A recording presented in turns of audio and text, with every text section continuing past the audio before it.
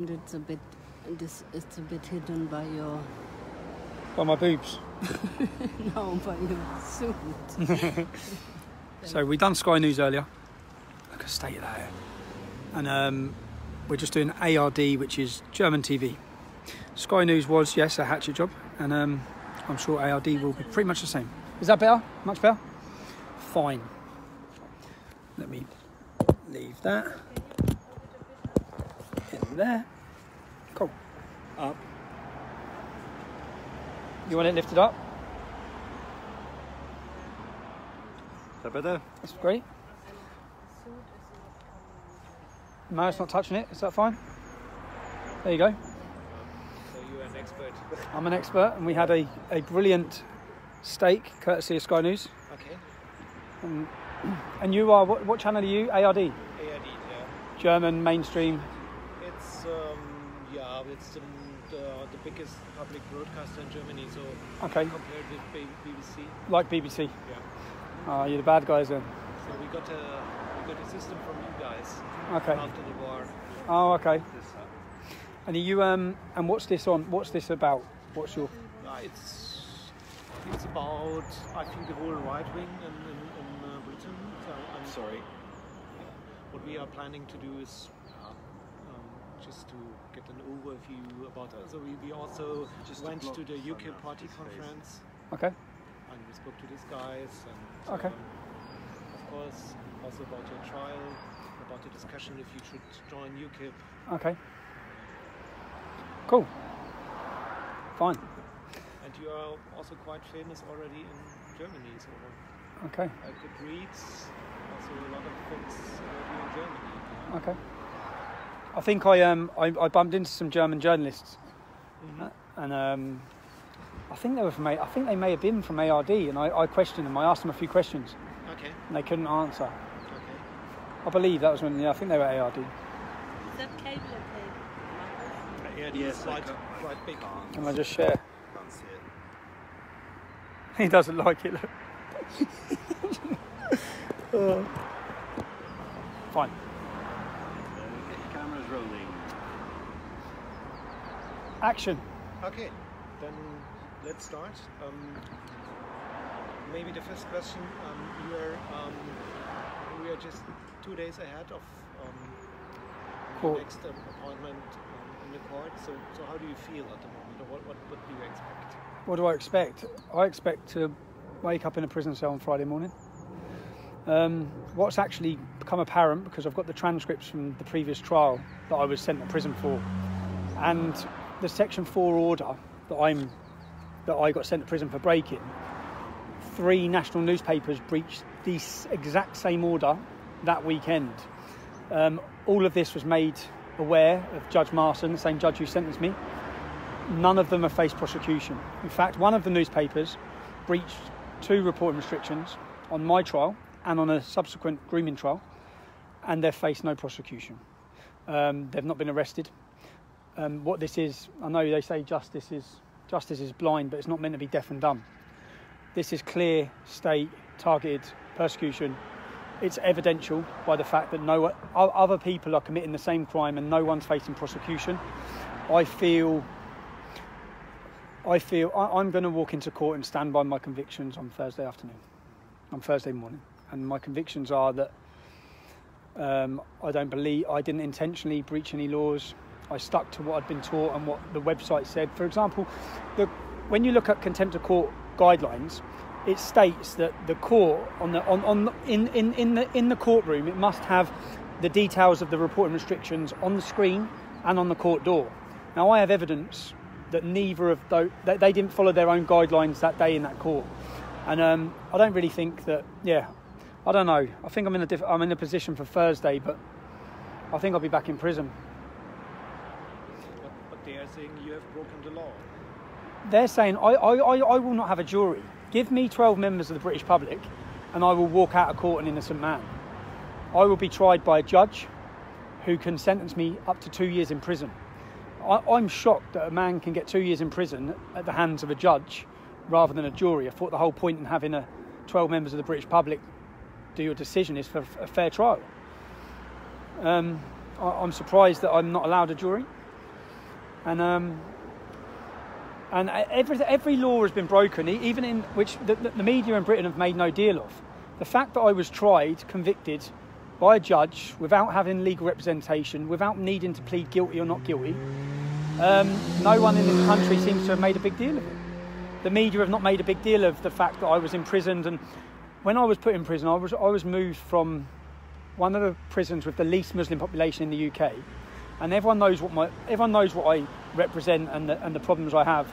And I was moved to the biggest Muslim population of any UK prison, for CCAT prison.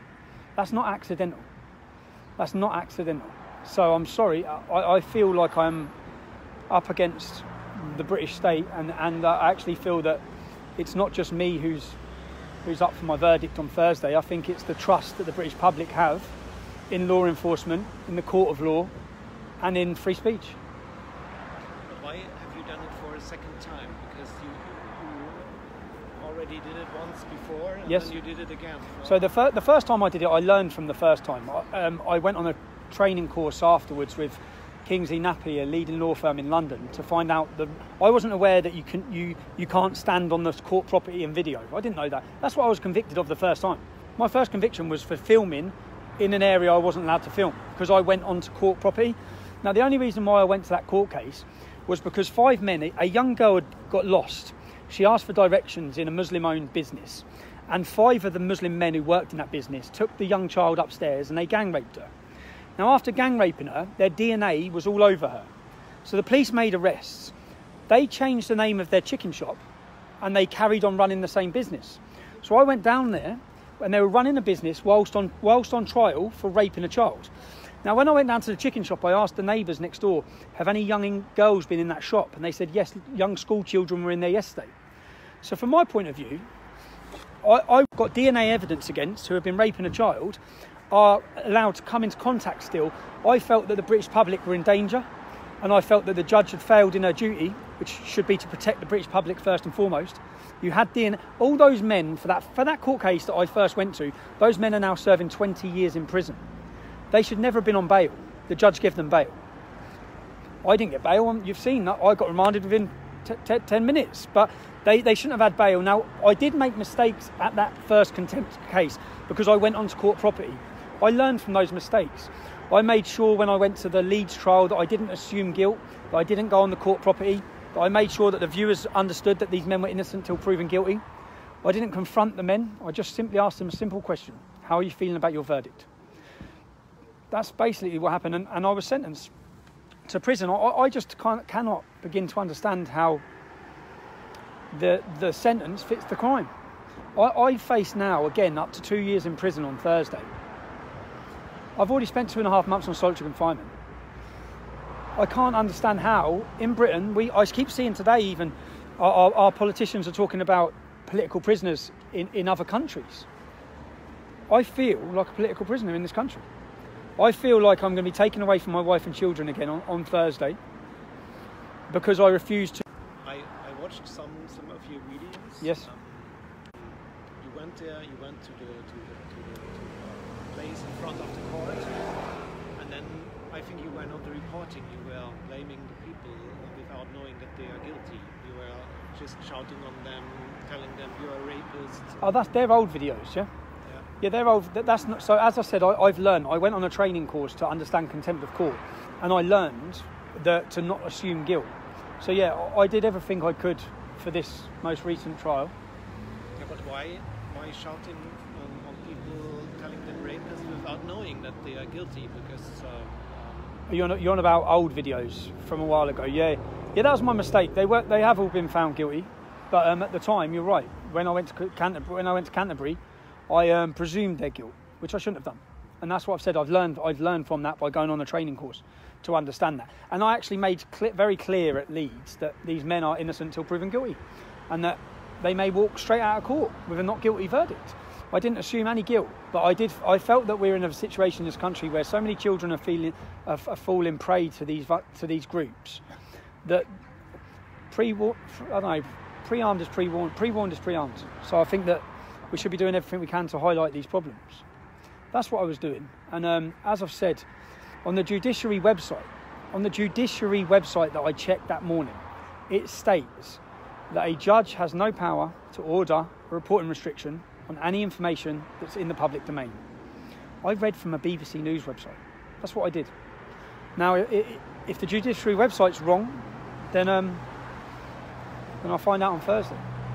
As I've said, I don't think, for 60 years we've had contempt of court laws, never has a journalist ever been put in prison for publication of material.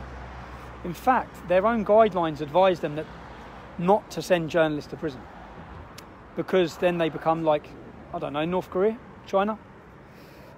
Nothing I said, actually, this is factual as well, that from the court case, the CPS and Judge Marston, which is the judge that sentenced me, both of them agreed that nothing I said could have prejudiced the trial. Yet now I've had extra charges lobbied at me for Thursday, where stating a fact, saying that Muslim men are overrepresented in child grooming cases, they're saying that could prejudice the trial. That is a quote by our Home Secretary, Sajid Javid. It's also a quote from Majid Nawaz, the leader, who's another Pakistani Muslim. It's also a quote from Nafsir Amin, who's the head of the CPS, or the ex-head of the CPS. All of them have stood on Sky News, Channel 4 News and BBC News and specifically said that Muslim men are overrepresented and Pakistani men are overrepresented when it comes to child grooming statistics. I just repeated what they said. And if I'm guilty of prejudice in a trial for saying that, I think that Sajid Javid should be in the dock with me. You already mentioned it, but why do you think it has something to do with Islam? Well, if I ask you as a journalist, 90%, Muslim men make up 2% of the British population. 2%. They are responsible for 90% of the grooming gang convictions in court. 90% from a population of 2%. Why do you think that is? I'll ask you though. Why do you think? Well, I've just asked the Sky News journalist the same question. Why, if you don't think it's linked to them being followers of Islam, these same crimes are happening in Holland, and it's Moroccans. It's happened in France. It's Algerians.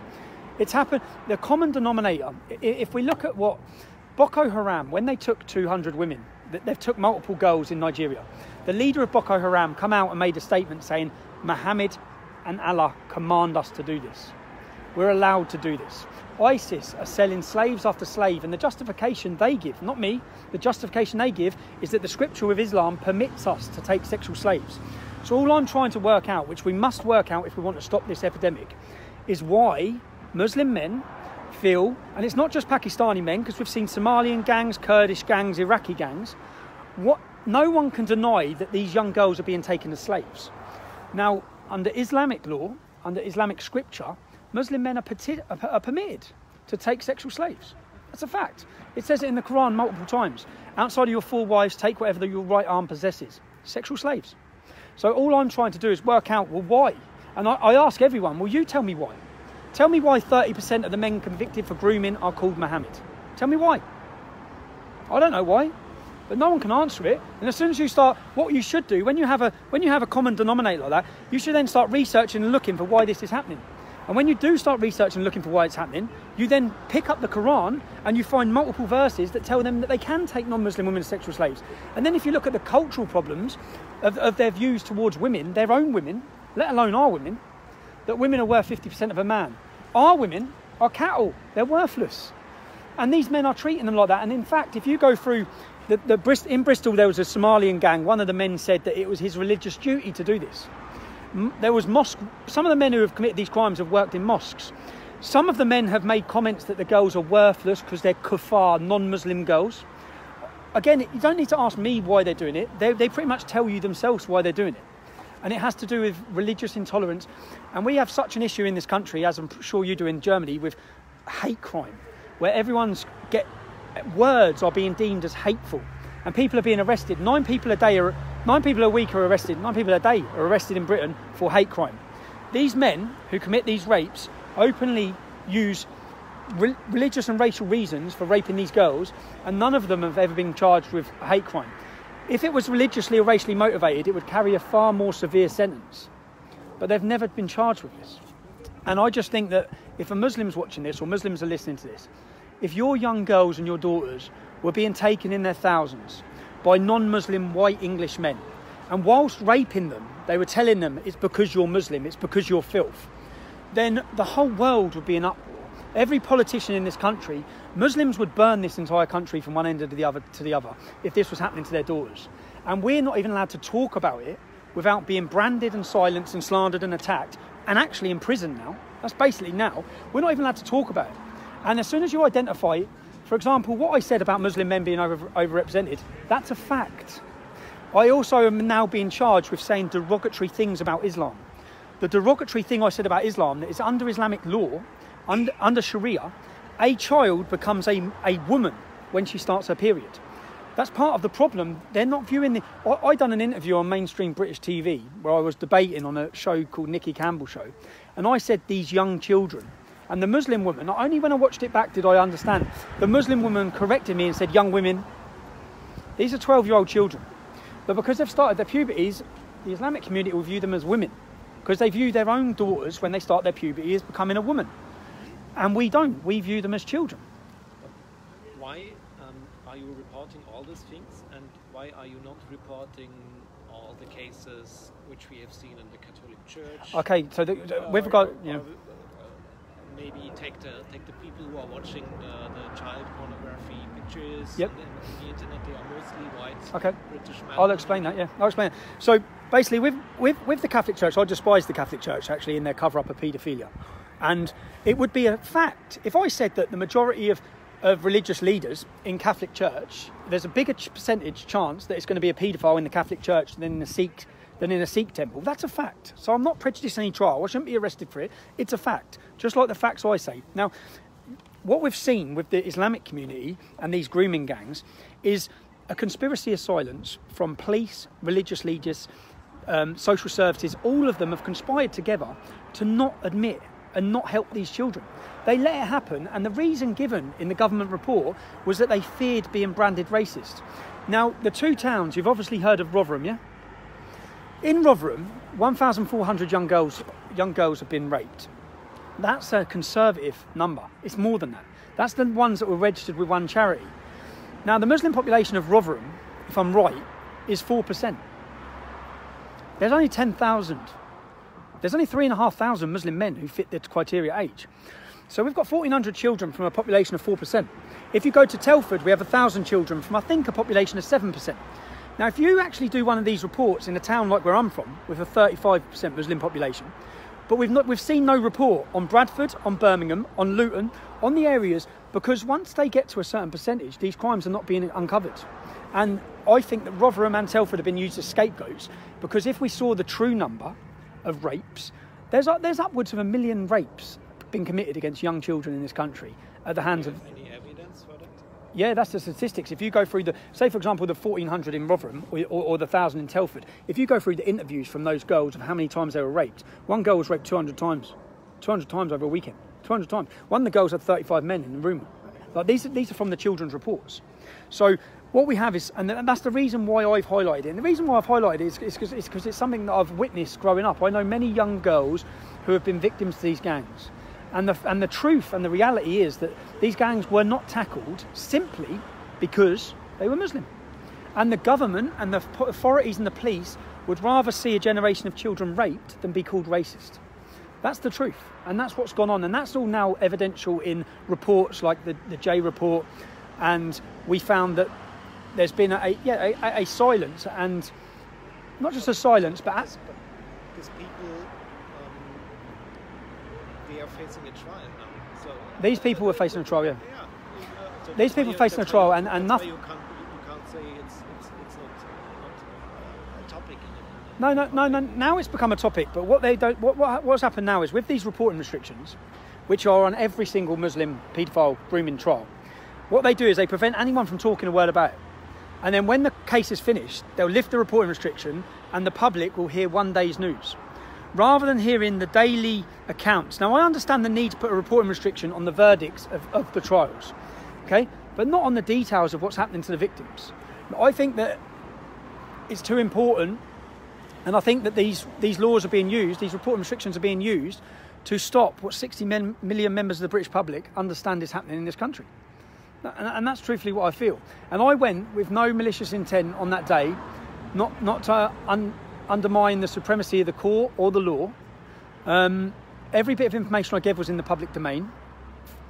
I didn't assume guilt. I didn't go on the court property, and I was unlawfully and illegally taken off the streets and tried by a judge who made so many errors in that case.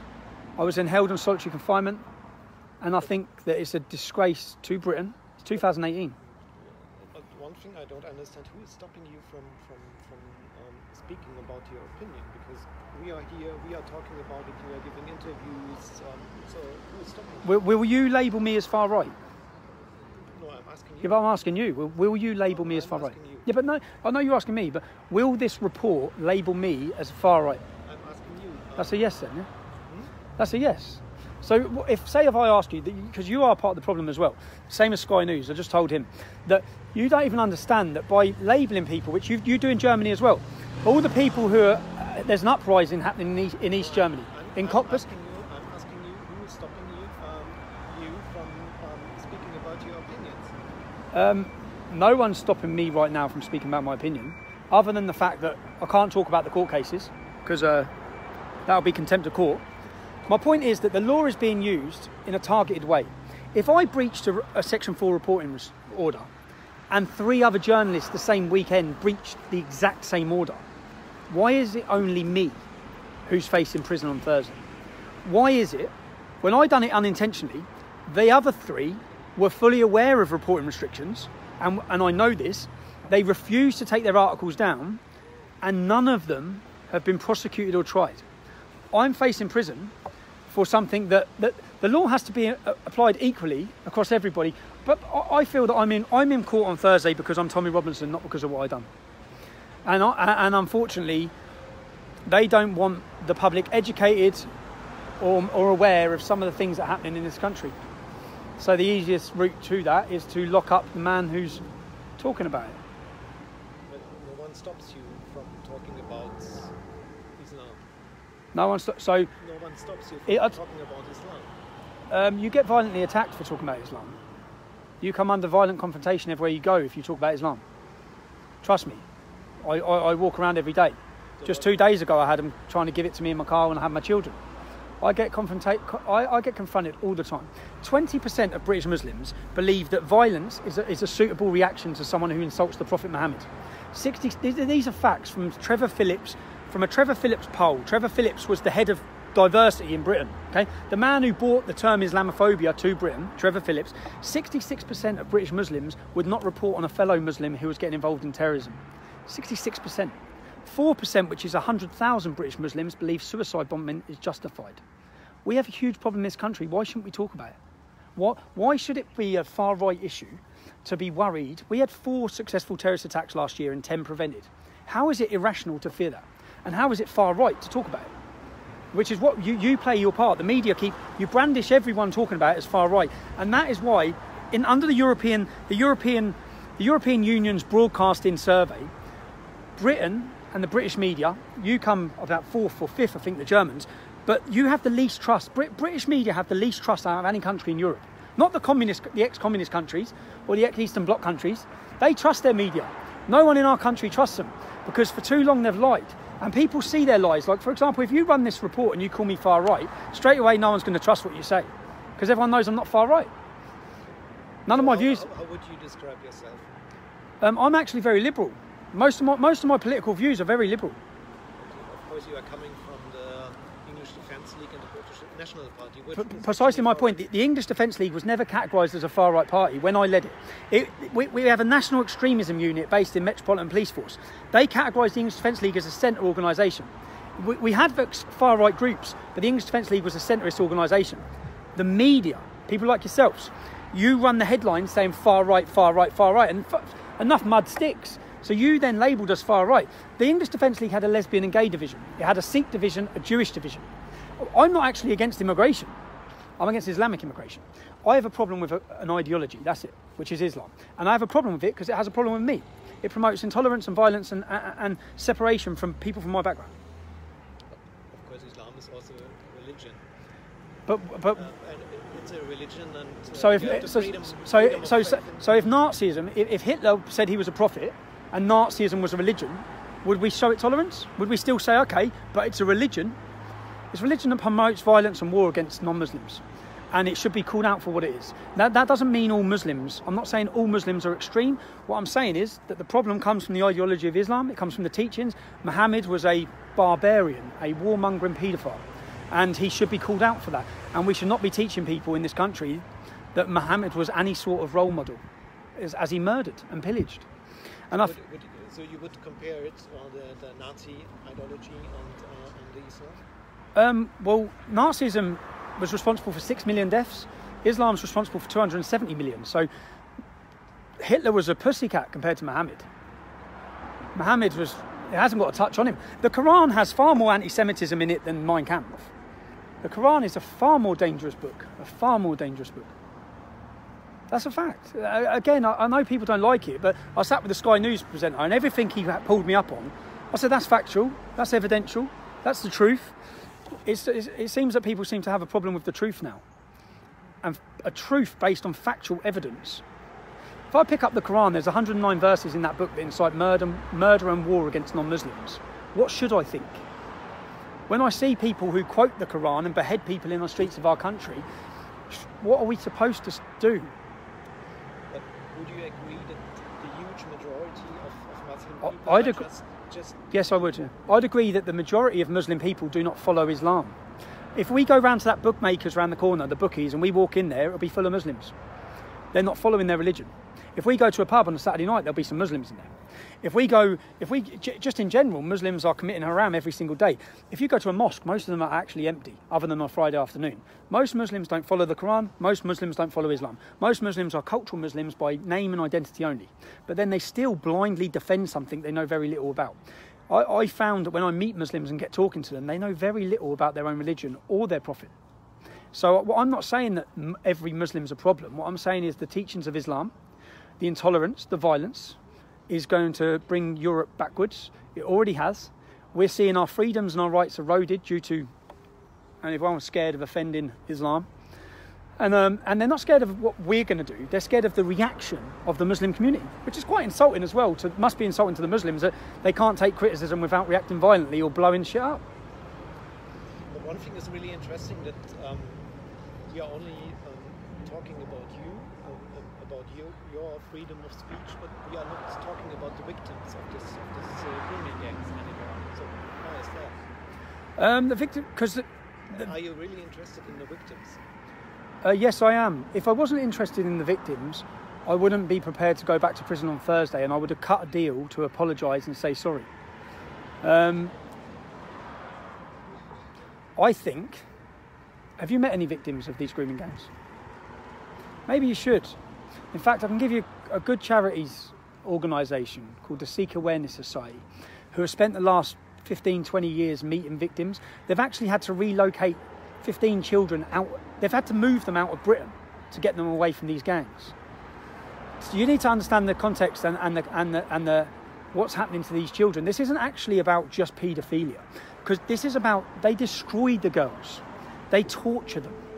It's more than just raping them and having sex. It's more than that. They're destroying their victims. And I'd say they're destroying them based on the fact that they're not Muslim. But you are saying society is silent about it? But why I can read reports about these cases in newspapers? What the newspapers do is they label them as Asian gangs. Okay, they're not Asian. They're from Pakistan. They're not yet. The majority are from Pakistan. Many are Somalian, many are Kurdish, many are Iraqi. Now, when we label them as Asian, Hindus and Sikhs are victims of these gangs. They're being targeted simply because they're Hindu or Sikh. They're not Muslim. Yet they try and blame the whole problem on Asians, rather than identifying specifically, no, this problem's coming out of the Muslim community. We should identify it as that. We should call them out for it. Then the media and the newspapers blame everyone else. Just like exactly Angela Merkel stood on your national TV and she said that multiculturalism has failed. She said that, right? Yeah? That's her quoted. She said multiculturalism has failed.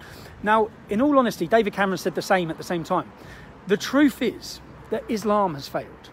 Okay, the Sikhs, the Jews, the Hindus, the West Indian community, the Polish community now, the Irish community, the Bulgarian community, the Italian community, they've not failed to integrate into this country or assimilate in any sort of way. But again, you broaden the problem and you blame everyone else, which is what the media do. And you blame everyone else because you're scared to identify and name the problem. The problem is Islam.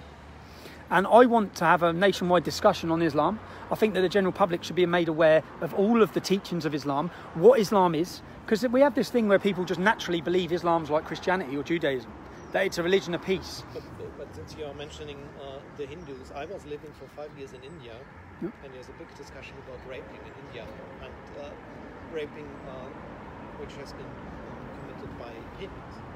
Yeah.